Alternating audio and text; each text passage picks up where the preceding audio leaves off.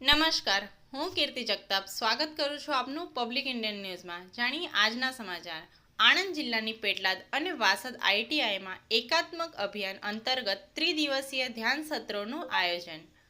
આણંદ જિલ્લામાં ગુજરાત સરકાર અને હાર્ટફુલનેસ સંસ્થાના સંયુક્ત ઉપક્રમે પેટલાદ અને વાસદ ખાતે આવેલ ઔદ્યોગિક તાલીમ સંસ્થામાં ત્રિદિવસીય ધ્યાન સત્રોનું આયોજન કરવામાં આવ્યું હતું. વિદ્યાર્થીઓ રોજબરોજના જીવનમાં તણાવનું પ્રબંધન કરી શકે અને જીવન કૌશલ્ય વિકસાવી શકે એવા ઉમદા ઉદ્દેશ સાથે આ ધ્યાન કાર્યક્રમનું આયોજન કરવામાં આવ્યું હતું.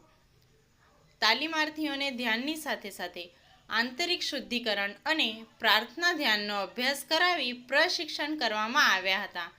ત્રિદિવસીય સત્રોમાં વિદ્યાર્થીઓને બાયોચાર આધારિત કૃષિ પદ્ધતિ, વિઝડમ આધારિત નોલેજ અને બ્રાઇટર માઇન્ડ અંગે સમજણ આપવામાં આવી હતી. ગુજરાત સરકાર અને હાર્ટફુલનેસ સંસ્થાના સહયોગથી એકાત્મક અભિયાન અંતર્ગત યોજાયેલ આ ત્રિદિવસીય ધ્યાન સત્રોમાં 530થી વધારે વિદ્યાર્થીઓ ઉપસ્થિત રહ્યા હતા. આ ધ્યાનમાં વાસદ આઈટીઆઈના આચાર્ય શ્રીમતી શિલ્પાબેન સરવૈયા અને પેટલાદ આઈટીઆઈના કોઓર્ડિનેટર શ્રીમતી મોનિકાબેન ચોકસી તેમજ અન્ય સ્ટાફ ઉપસ્થિત રહ્યો હતો. હાર્ટફુલનેસ સંસ્થાના પ્રશિક્ષણ શ્રી ભરતભાઈ પટેલ, શ્રી હરીશભાઈ ભાનુશાળી, શ્રી ભરતભાઈ દલવાડી, શ્રીમતી રંજનાબેન સિંહ દ્વારા તાલીમાર્થીઓને 3 સેશનમાં ધ્યાન શીખવવામાં આવ્યું હતું.